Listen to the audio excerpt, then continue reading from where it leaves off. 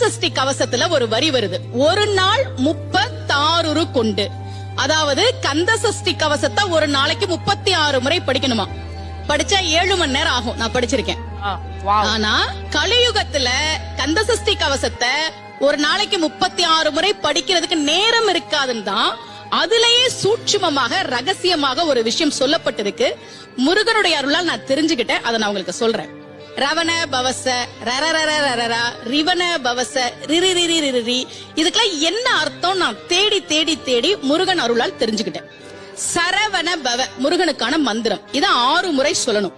இப்ப சாவ தூக்கி பின்னாடி போட்டீங்கன்னா ரவண பவச, அத 6 முறை சொல்லணும். இப்ப ராவ தூக்கி பின்னாடி போட்டா வனப வசர, வாவ தூக்கி பின்னாடி போட்டா நபவ சரவ, இப்ப நாவ தூக்கி பின்னாடி போட்டா பவ சரவண, பாவ தூக்கி பின்னாடி போட்டா வசர வனப.